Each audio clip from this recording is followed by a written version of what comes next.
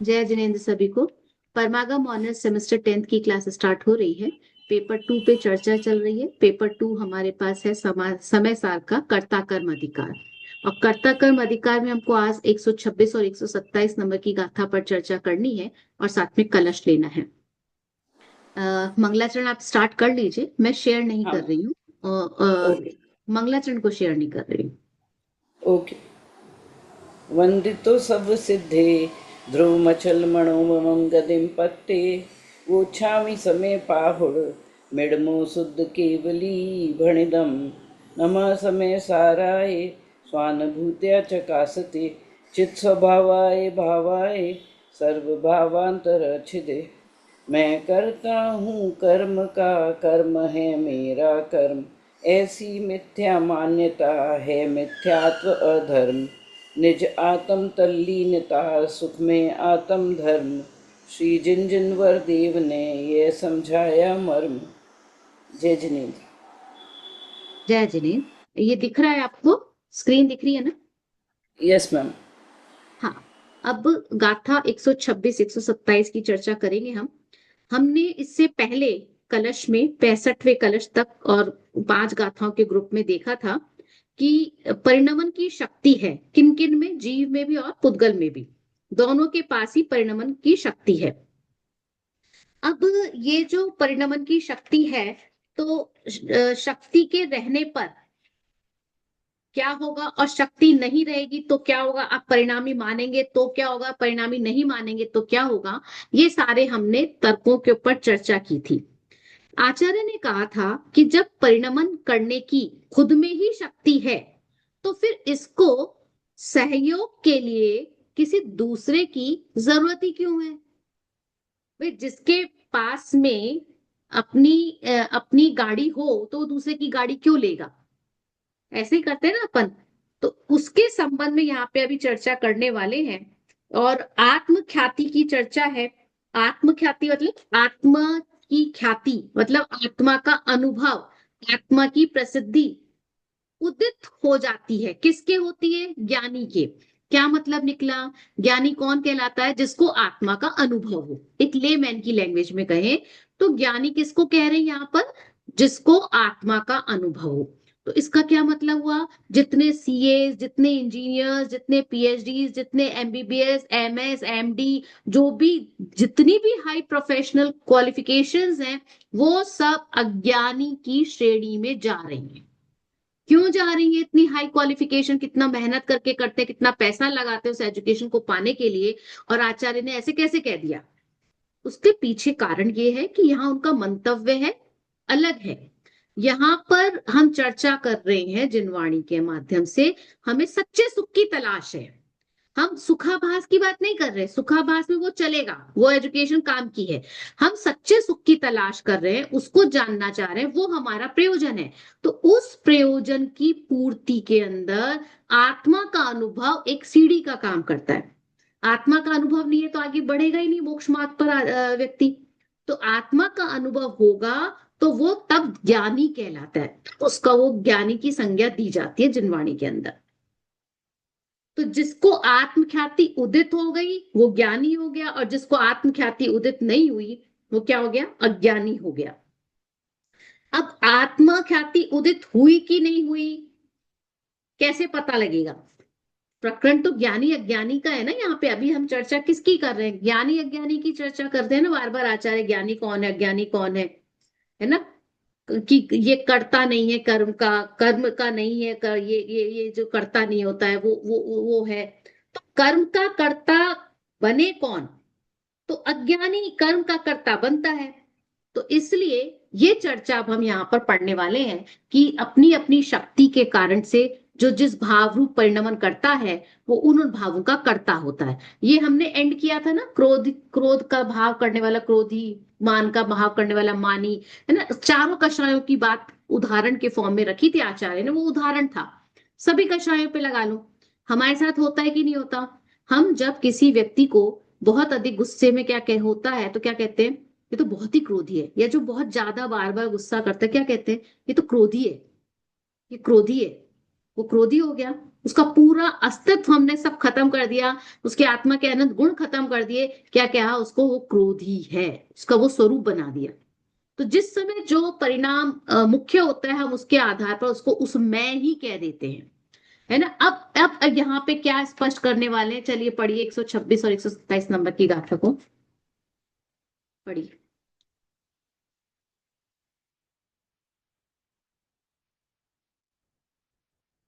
इतनी देर कराएंगे तो हमारी मीटिंग पढ़ो। एंड होगी। हाँ पढ़िए। जम कुन्नादि भाव मादा कत्ता सोहोदी तस् कमस प्राणिस अर्णाणमो अर्णाणिस। जो भाव आत्म करे वह उस कर्म का कर्ता बने। ज्ञानियों के ज्ञान में अज्ञानियों के अज्ञान में। अण्णाणमो भावो अण्णाणेनो गुणदीतेन कम्माणि। प्राणमयोणानिस दूण कणादि तमहादु कम्माणि। अज्ञान में है भाव इससे अज्ञ करता कर्म का। बस ज्ञान में है इसलिए ना विज्ञ करता कर्म का। अभी यहाँ पर इसको पढ़ने से क्या कुछ समझ में आती है बात? ये जो हमने हिंदी पढ़ा है, इससे कुछ तो समझ में आया होगा। Yes ma'am. क्या समझ में आया है? कि हम जिस भाव को करते हैं, जो आत्मा जो जीव जिस भाव को करता है वह उसी का करता है। और जो ज्ञानी होते हैं उनके लिए वो ज्ञान में है, और अज्ञानियों के लिए अज्ञान में है वो। अच्छा अच्छा, क्योंकि यहाँ जो, हाँ ज्ञानी जो है वो तो ज्ञाता दृष्टा होके देखते हैं, उसमें घुसते नहीं है अंदर। हाँ और अज्ञानी है वो उसमें अपनापन ढूंढते हैं, तो फिर वो अज्ञान में हो जाता है। अच्छा, यहाँ पर जो प्राकृत की गाथा है, अब इससे कुछ इन शब्दों से कुछ ख्याल में आते हैं, पकड़ में आते हैं अर्थ?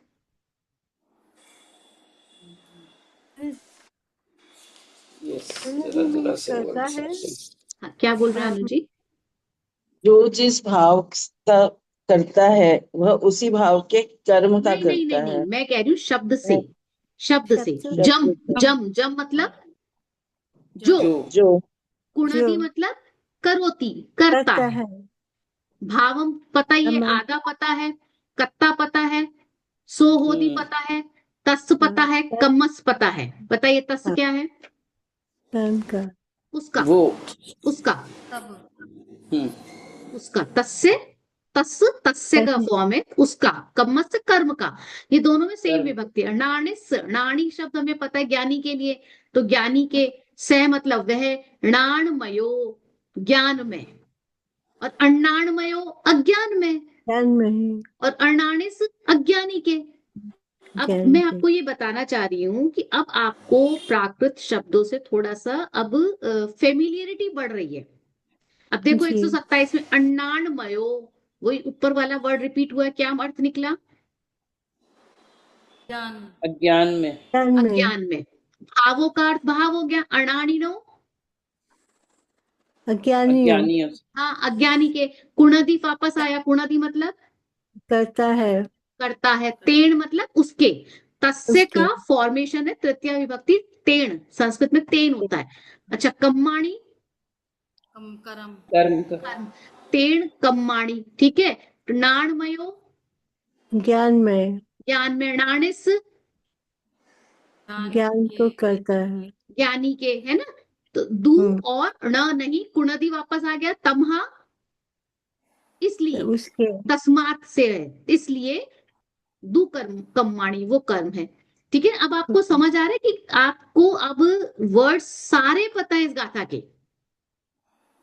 हम्म उणादि भी हम पहले पढ़ चुके हैं, पर अब ध्यान रखिए, जो भी अब हम वर्ड्स पढ़ रहे हैं तो वर्ड्स से ही अब आप प्राकृत से ही, आचार्य के ही शब्दों से अब फैमिलियर होने की कोशिश कीजिए। अब देखिए यहाँ कह रहे हैं, जम कुणदी भावम आदा कत्ता सो होदी तस्स कम्मस्स। तो आत्मा जिस भाव को करता है, जम भावम आदा कुणदी, जिन भावों को करता है वो उस भाव का क्या होता है? कर्म का कर्ता होता है। तो ज्ञानी के तो जो भाव है वो ज्ञान में होते हैं, नाण से नाणमय हो, ज्ञानी के ज्ञान में होते हैं और अज्ञानी के अज्ञान में होते हैं। और अज्ञान में भाव होने से अज्ञानी क्या करता है, कर्म को करता है, कर्मों को कर रहा है, कर्ता बन रहा है वो कर्मों का। और ज्ञानी के भाव क्योंकि ज्ञान में है तो ज्ञानी कर्म को नहीं करता है। सिंपल सी बात है। कर्म का कर्ता कौन, ज्ञानी या अज्ञानी? ज्ञानी जो कर्म का कर्ता नहीं होता और अज्ञानी वो उस कर्म का कर्ता होता है, मतलब कर्ता बनता है, कर्ता मानता है। तो वास्तव में तो ज्ञानी हो या अज्ञानी, पर का कर्ता तो कोई भी नहीं है। भाई हाँ प्रश्न खड़ा होता है ना कि भावों का फिर क्या होगा। तो 126 गाथा के अंदर क्या कहा है कि जिसका जो कर्म होगा वो उसका कर्ता बनेगा, जिसका जो कर्म भावों होगा वो उसका कर्ता बनेगा। तो भाव वाली बात सिद्ध हो गई। अब ज्ञानी हो या अज्ञानी हो, कर्ता तो दोनों होंगे अपने अपने कर्मों के। लेकिन ये अब स्पष्ट करते हो यहाँ पे क्या कह दिया आचार्य ने कि अज्ञानी के अज्ञान रूप परिणमन होता है, इसलिए अज्ञानी तो करता है। और ज्ञानी चूंकि अज्ञान में भाव उसके होते नहीं है तो इसलिए ज्ञानी क्या रहता है, अकर्ता है। क्योंकि अज्ञान रूप परिणमन कर रहा है इसलिए अज्ञानी, लेकिन ज्ञानी अज्ञान रूप परिणमन नहीं हो रहा तो वो ज्ञानी रह जाता है, अज्ञानी नहीं होता है। और अज्ञान रूप परिणमन करता है तो वो कर्ता होता है, और ज्ञानी क्योंकि ज्ञान रूप परिणमन करता है तो वो अकर्ता रहता है। अब ये नहीं लगाना कि ज्ञानी के ज्ञान में भाव होते हैं तो ये भी कर्ता हुआ ना। यहाँ प्रकरण है अज्ञान में भावों का, तो अज्ञानी अज्ञान में भावों को कर रहा है तो वो करता है, और ज्ञानी के अज्ञान में भाव होते नहीं है इसलिए वो कर्ता भी नहीं होता। बात समझ में आ रही? जी अब इसी को आचार्य अमृतचंद्राचार्य ने आत्मख्याति के उदित होने और अस्त होने से लेकर के चर्चा की है। चलिए वहां पे चल देते हैं तो इजी रहेगा। हाँ, आत्मख्याति में देखिए, इस प्रकार ये आत्मा स्वयमेव परिणाम स्वभाव वाला है और अपने, एक मिनट तो छोटी, अपने जिस भाव को करता है कर्म पने को प्राप्त उस भाव का कर्ता होता है। क्या मतलब निकला? तात्पर्य यह है कि वह भाव आत्मा का कर्म है और आत्मा उस भाव का कर्ता है। अब वह भाव भी ज्ञानी के ज्ञान में ही होता है। क्यों होता है ज्ञानी के ज्ञान में?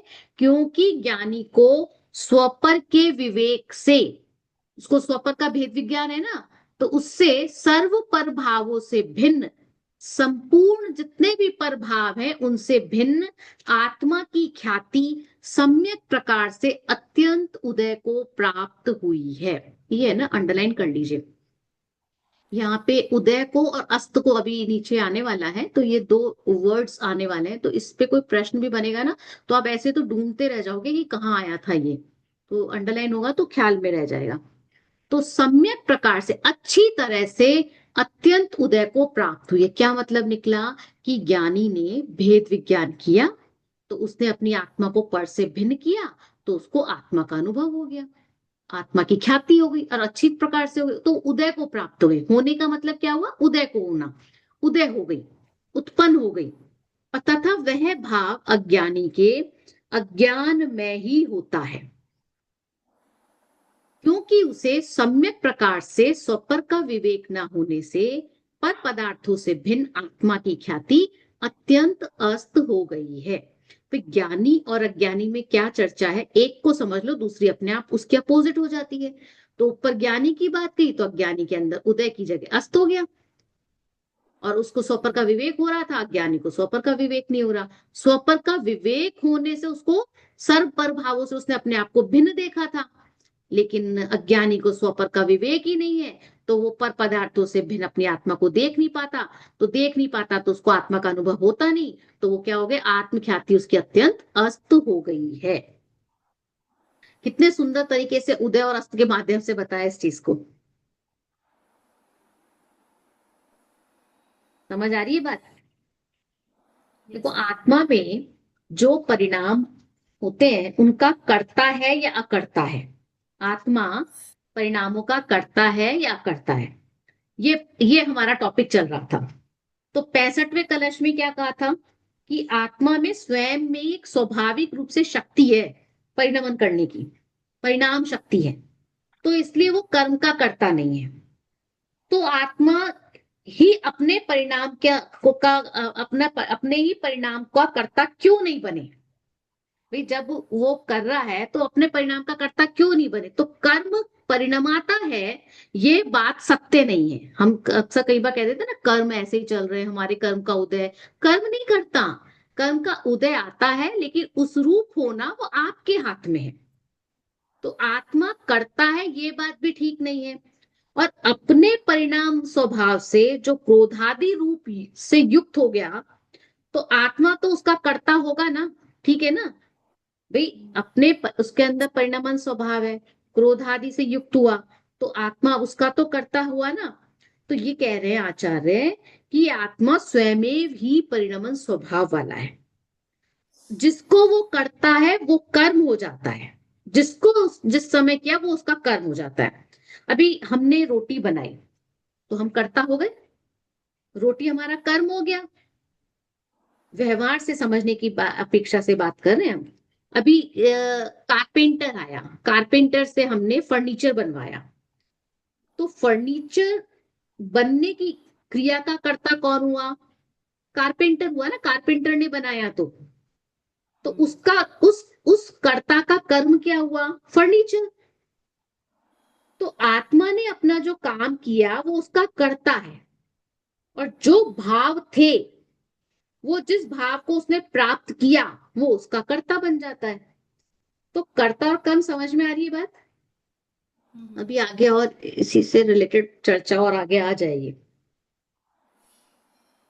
आज समझ में आ रही है क्या कुछ? यस। मैं इसका मतलब ये हुआ कि मैंने अगर कहा कि मैं रोटी बना रही हूँ, मेरे अंदर ये भाव आया कि मैं रोटी बना रही हूँ, तो मैं उसकी कर्ता हो गई। जिस समय बना रहे हो। जिस समय अगर मैं कहूँ मैं रोटी बना रही हूँ और मैंने ऐसे सोचा, तो इसका मतलब मैं उसकी कर्ता हो गई। हाँ, व्यवहार से, उस, व्यवहार से। हाँ, मतलब ज्ञान में भाव का कर्ता हो गई है। सॉरी। अज्ञान में भाव हुआ ना, तो इसका मुझे मतलब बंद होगा कर्म का, क्योंकि देखो, अज्ञानी हूँ मैं। आपने मैंने आपको इसीलिए पहले बोला, ये आप व्यवहार से बात कर रहे हैं कि हमने रोटी बनाई, कारपेंटर ने बनाया, सब व्यवहार से। आत्मा तो कुछ हाँ कर जी, नहीं रहा। हाँ। जैसे तू, लेकिन क्योंकि मैं अज्ञानी हूँ, तो इसलिए मैं उस भाव का करता हूँ। हाँ, वो चर्चा भी आने वाली है कि अज्ञानी सही काम को करे तो भी वो अज्ञा उसके सब काम बेकार है, सब गलत है। वो चर्चा भी हम्म। आने वाली है। तो देखो, शुभ हो, अशुभ हो, शुद्ध हो, या निर्मल परिणाम हो, या विकारी परिणाम हो, वो भाव आत्मा का कर्म है। भाव ही आत्मा का कर्म है।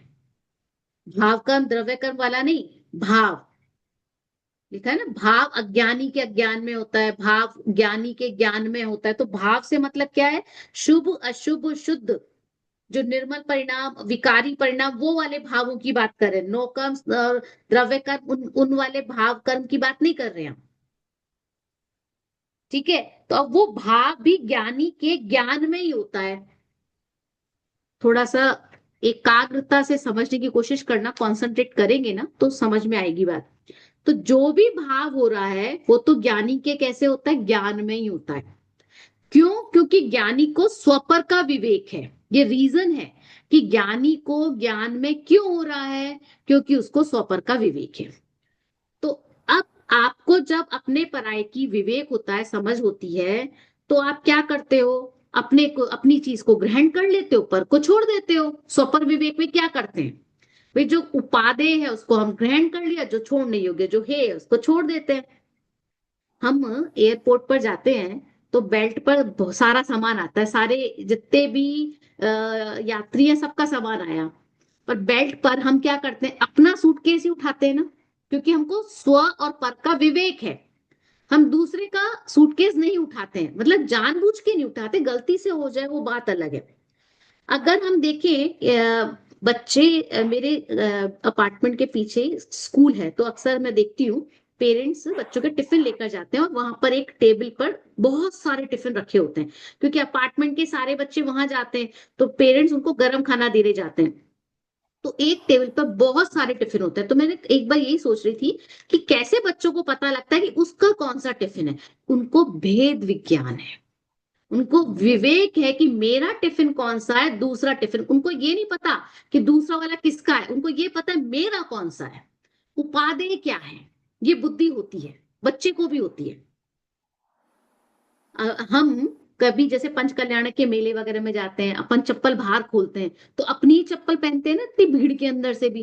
कितनी बार तो ऐसा होता है हम 2 घंटे बाद 3 घंटे बाद आए तो हम यही भूल जाते हैं हम किस साइड से निकले थे और हमारी चप्पल कहाँ पड़ी है, लेकिन हम दूसरे की चप्पल नहीं पहनते, कभी भी नहीं मैम पहनते। ये तो सब चीजों पे लागू होता है मैम, अपने पेरेंट्स को भी बच्चा जानता है, मतलब हाँ, हर किसी हर भी जगह मिनट देखो। में हमारा अरे कौन और तो और करता है। तिरियंश में भी उनको पता है उनका घर किधर है और कौन उनका अपना है, उनका कौन सा ग्रुप है। सबको ये स्वपर का विवेक होता है। हमको जो स्वपर का विवेक नहीं है वो सिर्फ इतना है कि आत्मा और शरीर को हमने एक मान रखा है, उसमें एकत्व बुद्धि कर रखी है। समझ में आ रही है बात?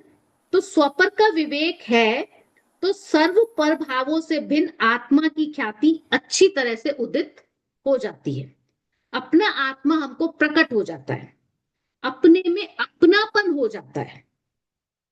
तो आत्म ख्याति उदित होने से मतलब क्या हुआ कि आत्म ख्याति अपना अपना अपना अनुभव आबाल गोपाल सभी को है ना, कहा था ना पीछे आचार्य ने स्टार्टिंग के अंदर कि आबाल गोपाल सबको ही अनुभव में आता है अपना आत्मा। तो यस। अपनी आत्मा की ख्याति तो सबके उदित है ही। ज्ञान की कणिका तो सबके अंदर ही है, निगोद में भी है। दुनिया का कोई भी प्राणी, कोई भी जीव ज्ञान ज्योति से अस्त नहीं होता। ज्ञान है तभी तो जीव है। उसमें ज्ञान की किरण भले ही वो कहीं ना कहीं रहेगी, वो टिमटिमाता हुआ जैसा रहे, मतलब निगोद जैसा कि बिल्कुल बहुत कम उसका मतलब वो पावर उसकी काम कर रही है। ये 10 मिनट में मीटिंग एंड होने वाली है। आप लोगों को भी दिखता है क्या मैसेज? No ma'am. नो। अच्छा, तो ये समझने की बात है कि ज्ञान तो सबके अंदर है। तो जो भेद विज्ञानी है उसने क्या किया है, अपने ज्ञान को, अपने उपयोग को, अपने श्रद्धान को, अपने चारित्र को, उसके अंदर उसकी आत्म ख्याति उदय को प्राप्त हो गई है। मतलब श्रद्धा ज्ञान चारित्र रूप से उसने अपने में अपनापन कर लिया है। इसका नाम है आत्म ख्याति का उदय हो जाना। समझ में आई बात? ये शब्द थोड़े ऐसे लगते हैं कि क्या बोलना चाह रहे हैं। आत्म ख्याति उदय होने का मतलब क्या है? तो रत्नात्रय प्रकट हो गया। रत्नात्रय। हाँ, अपना आत्मा का अनुभव हो गया, और लेमैन की लैंग्वेज में बोलो तो। और अज्ञानी की आत्म ख्याति कैसे अस्त हो रही है? वो पूजा मैम में एक आता है ना। मैं एक पूछी मैम। मैम हाँ आपने जी। बोला आत्म अनुभव प्रकट हो गया और फिर आपने साथ में ये भी बोला रत्नत्रय प्रकट हो गया। रत्नत्रय हाँ, तो आगे की स्टेज होगी ना मैम। आ- रत्नत्रय सम्यक दर्शन, सम्यक ज्ञान, सम्यक चारित्र। हाँ तो चारित्र प्रकट नहीं होगा तो मैम रत्नत्रय कैसे बोल सकते हैं? अभी तो आत्म अनुभव प्रकट हुआ है। नहीं तो वो आप चौथे गुण स्थान वाले की बात करो ना, इसलिए। लेकिन पीछे वालों को भी तो होता है ना, हर हर लेवल के व्यक्ति हो सकते हैं ना। मैम तो पहले रत्नत्रय आंशिक। बोलते हैं उनको मैम, चौथे पांचवे वाले को रत्नत्रय बोल सकते हैं क्योंकि रत्नत्रय नहीं, हो गया। नहीं, नहीं ना। नहीं, हाँ बस। उनको सिर्फ सम्यक दर्शन। हम्म। तो वो पूजा में पढ़ते हैं ना कि हमने अरे पाकर खोया भगवान, न देखा हम्म। हमने कभी वसंत। पढ़ी है ये हम्म। लाइन पूजा के अंदर। हाँ मैम। तो जी पाकर मैम। के खोया मतलब पहले हमने भगवान को पाया फिर खो दिया। क्या मतलब हुआ? आत्मा तो मैम हमने अनुभव पाई किया। हुई है, लेकिन हमने उसको पाकर के खो दिया है। पास होने पर भी हम उसकी कद्र नहीं कर रहे, उसका विवेक नहीं कर रहे हैं, तो खोए जैसा हो गया है। तो इसलिए वो आत्म ख्याति उनकी क्या हो गई, अस्त हो गई है। नहीं, अस्त तो तब होगी ना जब उदय होगा। सूर्योदय होता है तो सूर्यास्त होता है। ऐसा थोड़ी कि सूर्यास्त हो गया सूर्योदय नहीं हो। अरे कोई चीज होगी तभी तो खत्म होगी। हम्म। हम्म। तो सर्व पर भावों से भिन्न आत्मा की ख्याति सम्यक प्रकार से अत्यंत उदय को प्राप्त हो गई है, तथा वह भाव अज्ञानी के अज्ञान में ही होता है। तो जो भी भाव है वो अज्ञानी के अज्ञान में ही होता है। क्यों होता है? क्योंकि उसको सम्यक प्रकार से स्वपर का विवेक नहीं होता। अज्ञानी के आत्मख्याति अस्त हो जाती है और ज्ञानी की आत्मख्याति उदय को प्राप्त हो जाती है। अस्त तो तब होता है ना जब पहले हो। इसका मतलब पहले है, आत्मा तो है लेकिन वो उसको अनुभव में नहीं ले रहा, इसलिए उसको अस्त होना कह दिया। तो अज्ञानी के भी आत्मा है लेकिन वो उदय में है, लेकिन वो अस्त की तरह है क्योंकि उसको अनुभव में नहीं आ रही है। तो अज्ञानी के भी ज्ञान और चैतन्य का प्रकाश तो सदा काल है, लेकिन अज्ञानी जीव अपनी आंख बंद करके बैठा है, तो इसलिए उसके लिए क्या हो गया है? ज्ञान सूर्य अस्त की तरह है। भाई उदित होते हुए सूर्य की तरफ जिसने दृष्टि की, जिसने उसका लक्ष्य किया, उसके लिए तो सूर्य उदय हो गया। और बाकी लोगों के लिए क्या होगा? जब जागे तब सवेरा। अब बच्चे अगर 10 बजे सोकर उठे तो उनकी गुड मॉर्निंग तो तभी होती है ना, उसका तो सूर्य तभी उदित होता है। और उदित होने पर भी आंखें बंद है तो अस्त ही है उसके लिए फिर। तो ज्ञान का प्रकाश जिस अज्ञानी को दिखाई नहीं दे रहा है, तो उसने ज्ञान को प्राप्त करके भी ज्ञान को प्राप्त नहीं किया। हमको अवसर तो मिला था। कैसा अवसर मिला था? कि ज्ञान ज्ञान में समा जाए, लेकिन ज्ञान का लक्ष्य किया नहीं, तो उसके लिए क्या होगा? अस्थि हो गया ना, जब आपने आत्मा का लक्ष्य नहीं किया तो। और उसको पर पदार्थों से भिन्न आत्मा की चमक दिखाई नहीं दे रही, तो उसका अज्ञान अंधकार में ज्ञान का जो प्रकाश है वो पीछे छिप गया, तो दृष्टि से ओझल हो गया, इसलिए उसको कहा अत्यंत अस्त हो गया। तो स्वपर का सम्यक प्रकार से विवेक न होने से पर पदार्थों से भिन्न आत्मा की ख्याति अत्यंत अस्त हो गई है। अत्यंत अस्त हो गई से मतलब क्या हुआ? दृष्टि से वो ओझल हो गया है, मतलब ज्ञान से पर मोह की धूल चढ़ गई। ज्ञान तो था लेकिन उस पर मोह की धूल चढ़ गई, इसलिए वो अस्त हो गया। अब धूल हटे तो प्रकाशमान है, और ज्ञानी ने क्या किया? धूल को हटा दिया, क्योंकि उसको पता है कि धूल तो मेरी है नहीं, धूल के पीछे जो छिपा हुआ ज्ञायक तत्व है वो मैं हूं।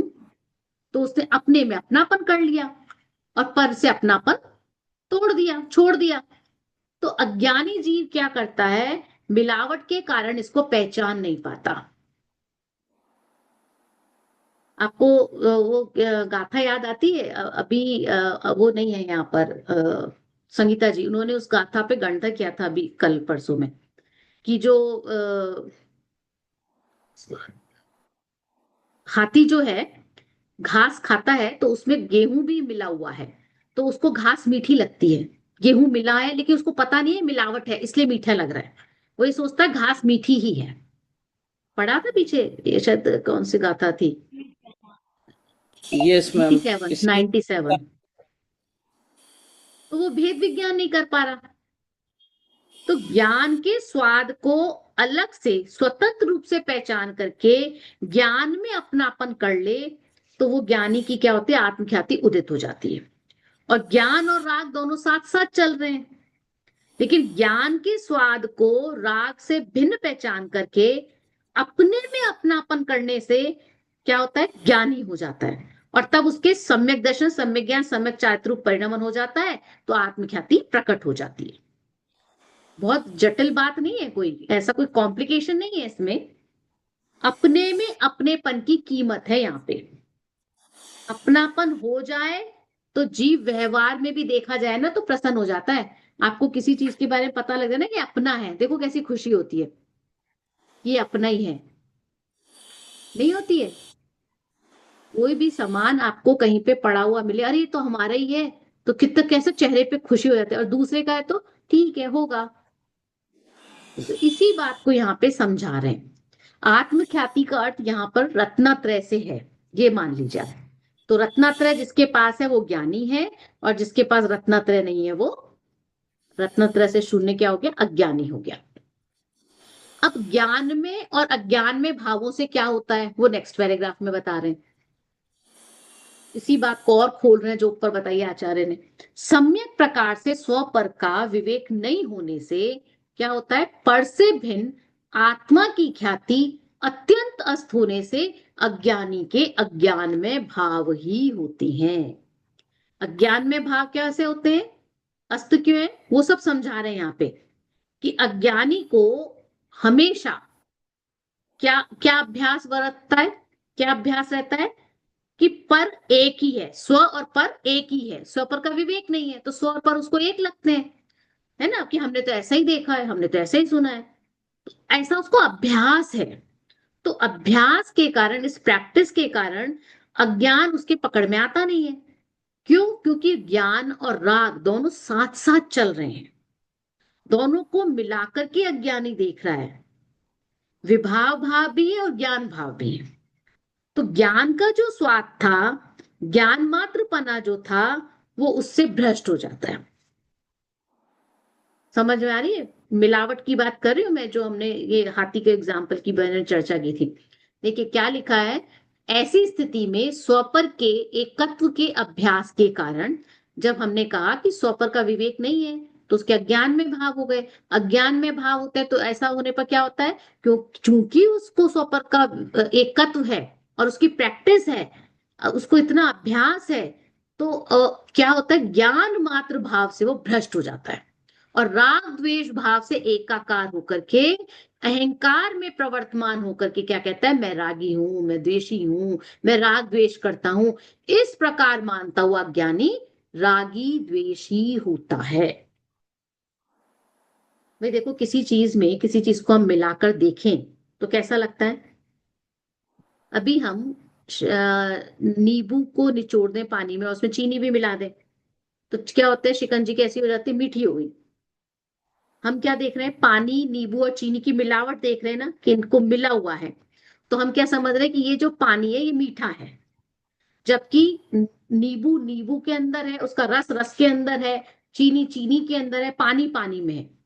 और ज्ञानी जीव जब इस मीठे को मीठा मानेगा शिकंजी के, और वो क्या करेगा, पानी को